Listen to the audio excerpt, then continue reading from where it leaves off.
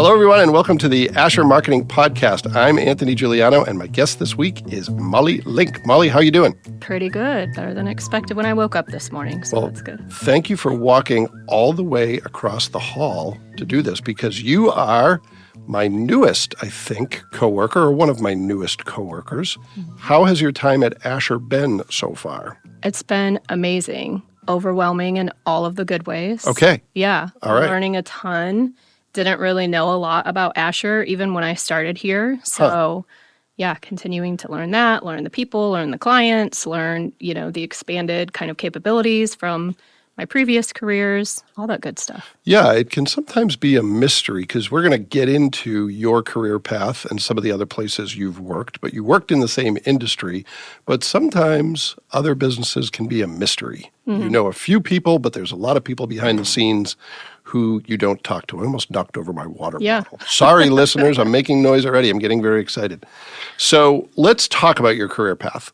Did you grow up in Fort Wayne? I did. Okay, so growing up in Fort Wayne, what part of Fort Wayne did you grow up in? On the northwest side, mostly. Okay, all right.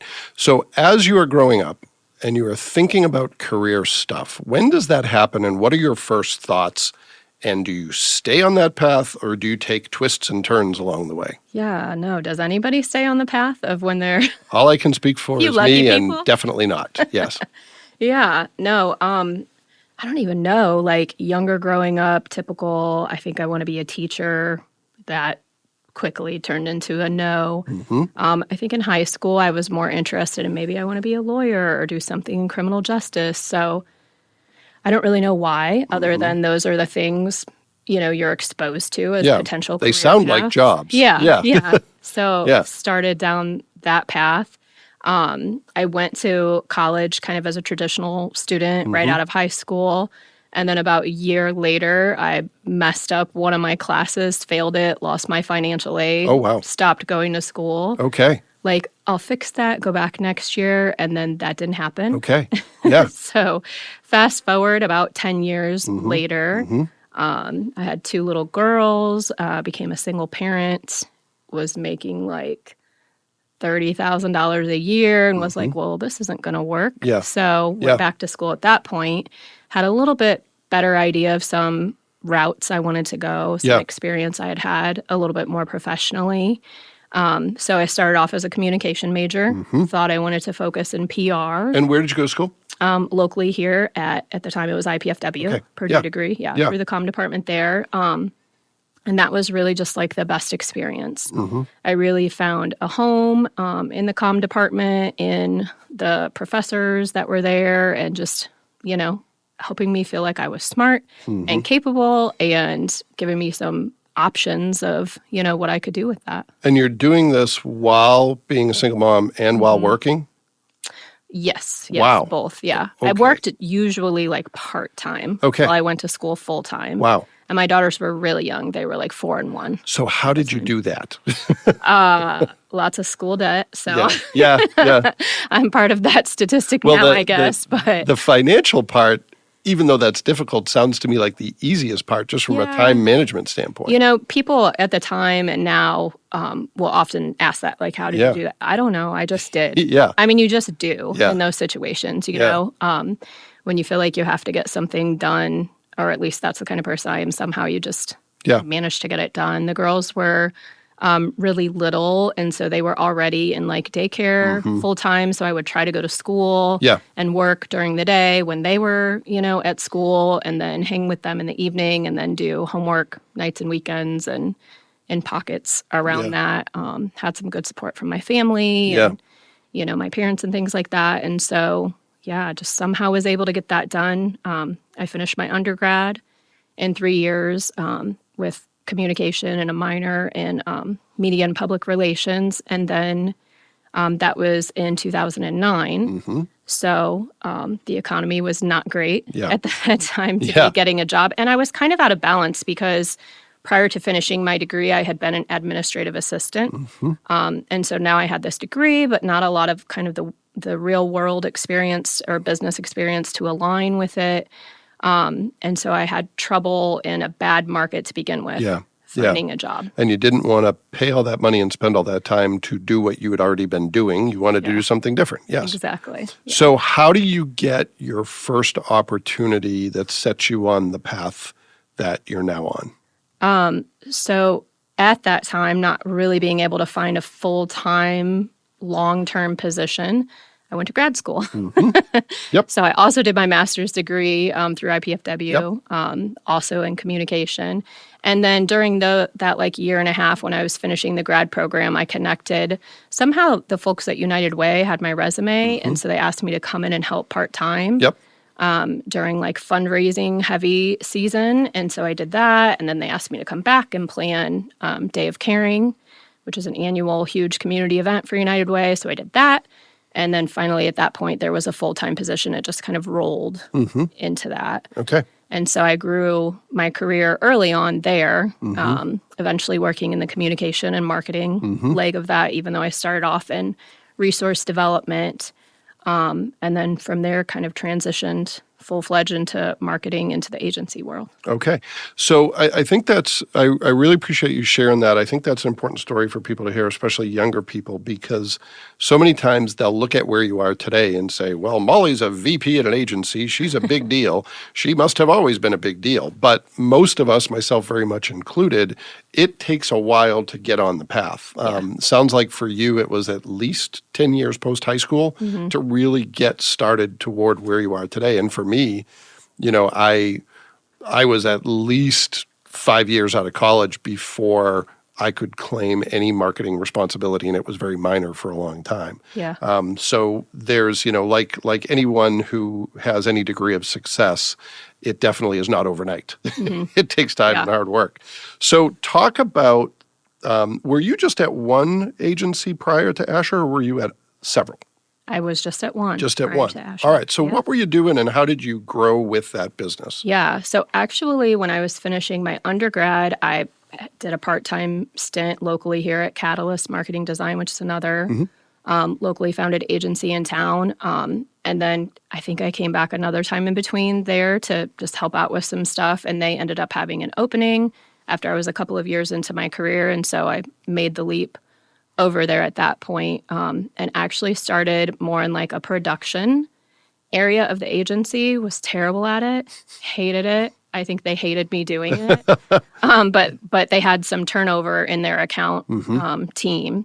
And so I shifted over there and started off just assisting with their kind of biggest, longest term client that they had. And that really was where I found my niche, where I found my home, and just kind of grew up through the ranks there.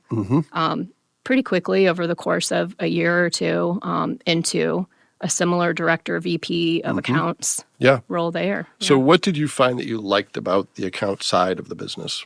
I really love to problem solve. I love to help people, whether that's clients or my team. I love to help, to manage a team and help grow them. And so just the more opportunities I had to do those things, like I said, I really found my niche and what I was not only good at, but also enjoyed.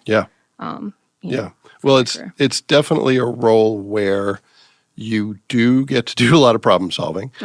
Sometimes the good kind of problem solving and the not good problem solving.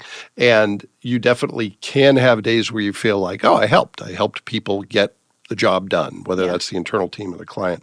So how did you talk a little bit, and only share what you're comfortable sharing, about how you ended up here at Asher? Because we actually talked to you twice before you decided that you were going to come join us. So how did all that work? And again, share only what you're comfortable sharing. Sure, no problem. I'm comfortable sharing anything. But right. Well, I'll use that to my advantage over the next 20 minutes or so. Okay. There you go. You heard it here first. There you go. I actually had a couple of maybe kind of gonna meet with before those two times. Oh, really? Even. Yeah. Okay. There was a former employer of Asher tried to connect me with Kara Kelly, our president here at Asher.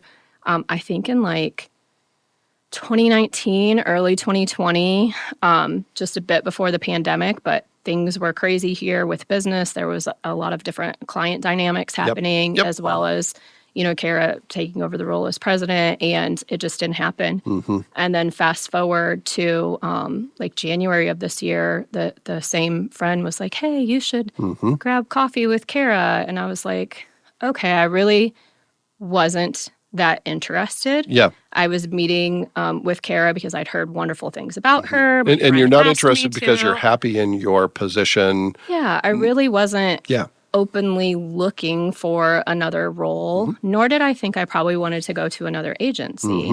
Knew I wanted to stay in Fort Wayne. I thought maybe it would be cool to be like the internal marketing person for, a larger company or something like that if I was going to leave. But wasn't really looking to go to another agency. And then I had coffee with Kara just to meet her and kind of do this favor for my friend and to always keep your door open, and kind of fell in love with Kara. And we just really hit it off right away and just had some really great conversations where I felt we were very aligned in our approaches to work and the world and our team and, things like that. So it was just really refreshing to talk with her. And I think sometimes, looking back on it now, you don't necessarily even know what you're missing until you have it. Yeah, sure. And so having some of that like-minded thinking and some of those conversations with her, I didn't realize that I was kind of searching for that in my career. And, again, coming out of the pandemic where so much had changed and the way we work had changed and all of those good things. Yeah. So. Well, it's the best possible position to be in when you are in a job that you're happy with, but you have other opportunities. You can always say no and say, I'm going to stay where I am, but sometimes you learn things that make you say, I'm going to try something new. And you've been trying something new now for a few months. So talk about your role at Asher, what you're involved in, and how you've been spending your time other than learning how you need to spend your time. Yeah, it's mostly that. I'm not sure I know completely my role at Asher yet. But yeah, so my title, I guess, is Director of Account Service. And I am basically here to help oversee our account executive team, help manage, all of those client relationships, and really help mentor and support our team that's responsible for kind of those front lines. So learning who that is, our internal team, learning, the client list and what all we provide. And then beyond that, this is such a large agency on both the client side and the employee side, at least from my experience. So learning our full capabilities and everything that we do as an organization, all of those things right now, also supporting like our business development efforts and onboarding new clients and, working when we do have some, issues that we have to overcome, internal, external, whatever, just, again, helping to problem solve those things. And yeah. So, and you're helping with operations. Tell the world what that means and what that involves, because I look at the agency world and the feat of trying to get everyone on the same page, and it's pretty daunting. So what's the task and how are you approaching that? Yeah, I actually really love that part of it. And it's funny because as I've become a little more seasoned in my career, I think I enjoy that part of it even more than the marketing part of it per se. And so this is a really good home for me because we have so many experts on the team that I can kick it to somebody else to actually figure out, some of the tactics and the marketing and the strategy and all those types of things and focus a little bit more on operations and how to, again, I help support the team, help manage them, help mentor them, help problem solve different things, kick things around, make sure all the clients are satisfied. And then on top of that, there are things like how are we best using our resources to, manage workloads and, things of that nature, whether it's certain platforms that we're using or how we're using those things, how often we're meeting, what are we talking about, is everybody in the loop on things. So it's really a variety of different duties, so to speak. So all the things that kind of run in the background that allow for hopefully some efficiencies and allow for people to, when they're in front of clients and when they're doing client work, to really focus on that and not worry about the way it gets done so much as coming up with smart ideas. You said it so much more eloquently than I did. I just came up with that. We recorded this, right, Nick? So I can use that later. Okay, I can remember what I said. So is there anything that's been a surprise about your time here? And that could be, this is wonderful, or I didn't know what I was getting myself into. Again, share only what you're comfortable sharing. But what have some of the surprises been? Yeah, I've been surprised by a ton. I've been surprised by the sheer amount of work that we do. As I mentioned earlier, the number of people that work for Asher Agency, as well as the number of clients we serve, the amount of work that we, kind of push through the agency. I've been really impressed with our team. And again, the number of experts we have. And, I knew a few things that I feel like the community in general knows about Asher, like some of the PR stuff that we've done for many, many years, some of the bigger, longer clients that we've had, but to really be on the inside and have a more full scope picture of everything we do has been really surprising to me. Also, one of the biggest kind of surprises, encouraging things is just that everybody actually really likes each other. Yeah. Yeah. Not that I haven't experienced that before, but there's a lot of us here. Yeah. And so early on, I think I was not even a month in, we had a staff retreat, a full day staff retreat. And this is going to sound silly, but on my way home, I was almost in tears because it was just such a lovely day of just engagement. And there were some even tough conversations that we had at that retreat, of things different departments felt like they needed or weren't getting or wanted more of or whatever. But by and large, like everybody was just so supportive and just really open to those conversations. And so the culture here has just been surprising in all of the good ways. Yeah. Well, I'm glad to hear you say that because you can get very myopic based on your own experience. But I tell people all the time, in 2022, one of the best things about my work life is that anyone who would ask me to go to lunch, or I would ask to go to lunch, anyone who would stop in my office, it's all welcome. There's literally no toxicity. And then it gets me wondering, like, am I the toxic person? Am I the problem? Because I don't have a problem with anyone else. You are the one. Yeah, maybe. But no, it's pretty unique. And I've had experiences where that was really bad in past jobs, and I've had experiences where it was pretty light. But it's never a good thing. And here it's kind of like we're either really lucky or there's something here that avoids that. Yeah. So I'm glad to hear you say that because that has been my experience and one of the reasons I've been here for so long. Yeah. So hopefully you will continue to have that experience. Yeah. So let's pivot to what I call the speed round of the show. Okay. Because you've done some pretty great things in terms of getting on a path, staying on a path, taking some chances. In all that, what have you learned about careers in terms of what does it take to have a fulfilling career? What does it take to be successful in your career? If you had to put that into a pithy statement, what would that statement be?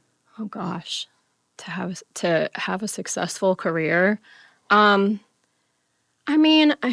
think a lot of people are like, find what you love and do that. And I don't know that I necessarily followed that path, but throughout my career, I have found things that I do love, things that I'm good at, and how to kind of follow that along my journey. Like I said, now I'm a little bit more focused on mentoring, on operations, on some of those things than specifically coming up with marketing strategies. And for me, that's enjoyable and what I like to do. So, yeah, I think that's kind of been the biggest thing is being open to opportunities, but also trying to zero in and navigate according to what I prefer and what I'm good at and, the strengths that I bring to the table.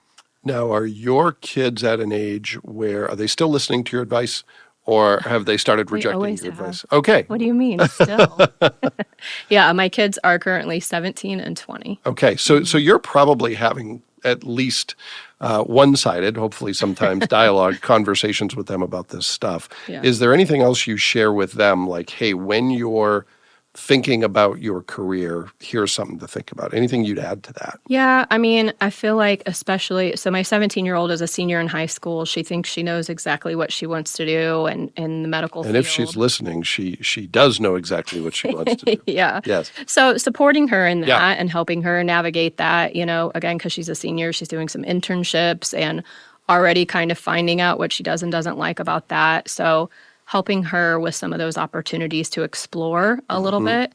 And then my 20-year-old is like, I don't know what I want to do. Like, I just want to hang out and, have fun. And it's like, yeah, cool. So let's figure out what is the path to do that, and helping reassure her that, like, you're 20, nobody knows what they, or very few people know, what they want to do. And even those people may not stick with that. And that's okay. Yeah. So again, helping to navigate, what does that look like? And well, it's, the big myth is that when you start college, it's the beginning of the career path you'll be in for the rest of your life. And it's really the beginning of exploration.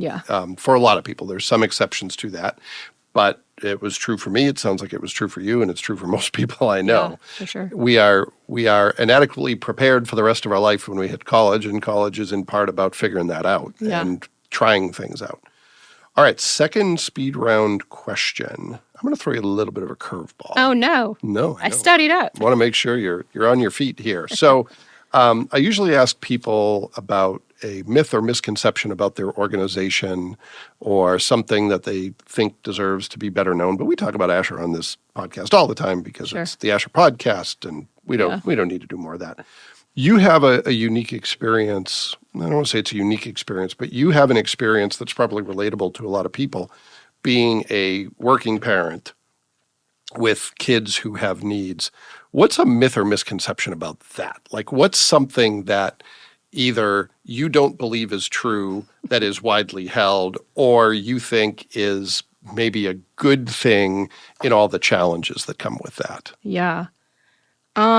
See, I told you I was going to throw you a curveball. You really did throw me a curveball. To me, it's I've predominantly been a single parent, like I said, since they were like 4 and 1. So it's kind of like what we know. It's kind of cool now that they're 20 and 17. They're obviously much more self-sufficient and independent, and, put away the dishes for me sometimes and all that good stuff. But it's what we've known. It's what I've always done. I've certainly had some help from family and friends along the way. But I've also been fortunate to have employers and jobs that have been really supportive of that. So I've been able to be flexible. And I feel like we're going more and more into that now, like that, people say the work-life balance. But I think more companies are open to that and trying to figure out how to be competitive in the employment landscape for that. And I'm also at a point in my career where, like, that's something that I talked about before I came over here. Like, this is really important to me. And it's my daughter's senior year, and she has volleyball games, and I can't miss anything, you know?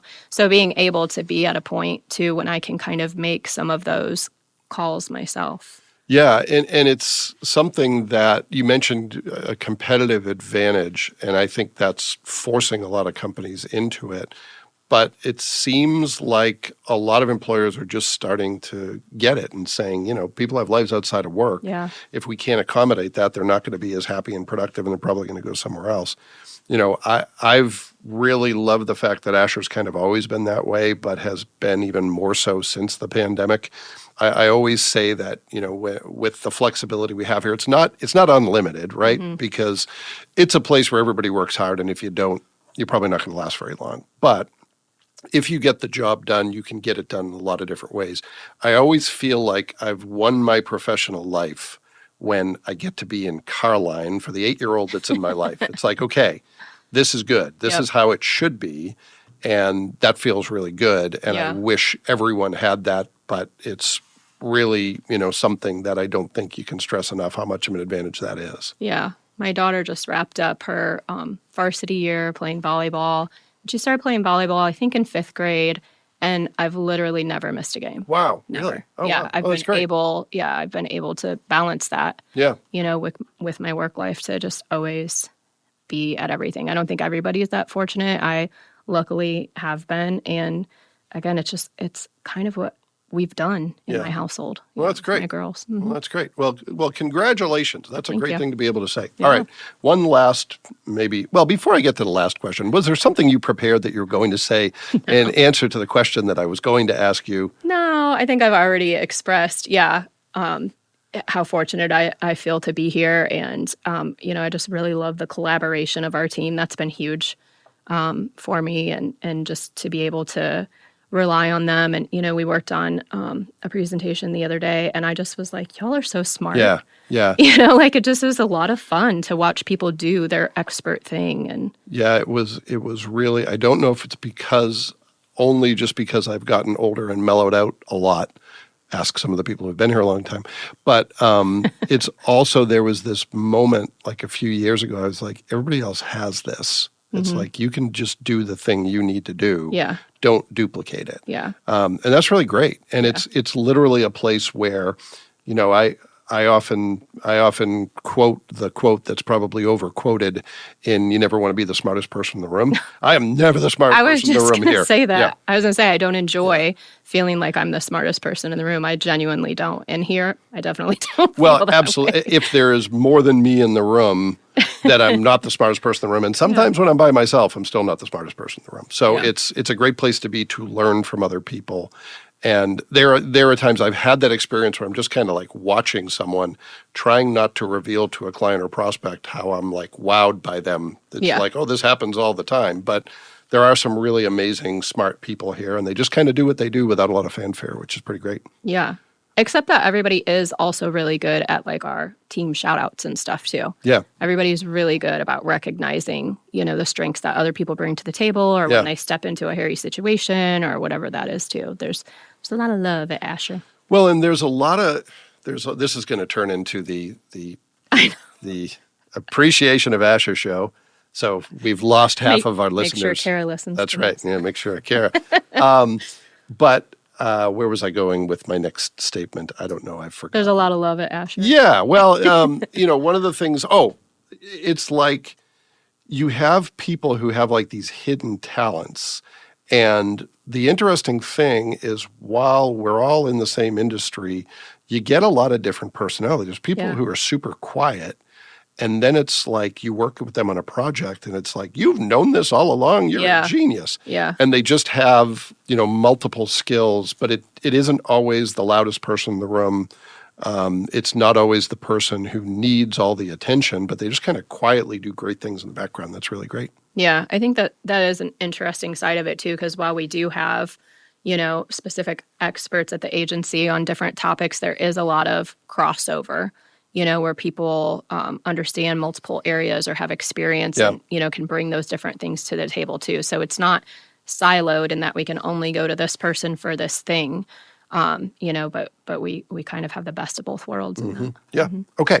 One last speed round question. Okay. So, and I'm going to put the pressure on you as an operations person, but feel free to reject that pressure. So, I ask people on this podcast, what's a tool, a trick, a tip, a hack, something that you use in your work life that is really important to you? Now, it doesn't have to be anything that's super esoteric. It could be something common, but what's something you really rely on that you think deserves a shout out of its own? Yeah. One of the things that I most often share with people is so simple. It's called the Microsoft to-do list. It's like an app, and you literally just have a bunch of to-do lists. So I have one for work, and every time I'm supposed to add something to that, like I do, I live by this thing. Even if it's like, I emailed Anthony today. If he doesn't get back to me by next Monday, I need to follow up with him. I put that on my list. Because otherwise, I'll forget. Anthony will forget. Yes, Anthony will definitely forget. Is this tasks that's built into Outlook, or is this different? It's an app, and so I have it on my phone as well as my computer, and it syncs. All right. I'll show it to you later. And so, yeah, like, when you're laying in bed and can't fall asleep, and you're like, oh, I need to remember to follow up with Anthony on that. I put it on my list, and then when I get to work, it's on my computer list too. I can also keep my Target list on there. Yeah. Well, and, there's no one right tool for that, but I love that. I love talking about the fact that it syncs and the fact that it's inclusive of work and personal. Yeah. Because I do that too, and I think a lot of people artificially, well, I've got a list for home and I've got a list for work. Yeah. Going back to what we discussed earlier, that's blown up. There's times when during your workday you're going to handle personal stuff. There's a lot of times during your personal life you're going to handle work stuff. And it's nice to be able to look at one list and say, what's the most important thing I need to focus on, whether it's daughter's volleyball game or client priority. Yeah. I think it's really helpful to have that be synced, have it be electronic, sorry, pen and paper people, and also something that is all-encompassing of your life. I'm a total to-do list nerd, so I would love to see that in action and get a feel for it. I am too. And I tried a lot of different systems as my career grew. Like, okay, I'll try to keep this list in, the Notes app on, Apple, or I tried an Excel spreadsheet, or, like all these different things. And then somehow I stumbled across somebody else, smarter than me probably told me about it. And I've used it for years and years and years. And Really? I have multiple lists in it. Yeah, I have my work list. Like I said, my target list. If I'm going on vacation, I'll have a packing list. Yep. Yeah, I'm big on checklists too. And it makes a little noise when you check it off. Oh, that's Very nice. satisfying. That's nice. I'm going to have to try it just for that. Yeah, for a long time, Evernote was my to-do list, and I had come up with this really complex way of making it work. And it all hinged on the ability to be able to sort alphabetically by tags. And then Evernote stopped letting that happen. Yeah. And I was like, my whole to-do list is broken. I can't do this anymore. I think I tried Evernote once upon a time too, and I don't remember why I abandoned it. Yeah, it's one of those things where what I've heard is it works really well if you use it for everything. Like I use it as a CRM. I use it for checklists. I use it for notes. I used to use it for a to-do list. And now there was a book I read called Personal Kanban, which is basically a big spreadsheet where you have like, here's what I'm working on today. Here's what's this week. That's worked really well for me.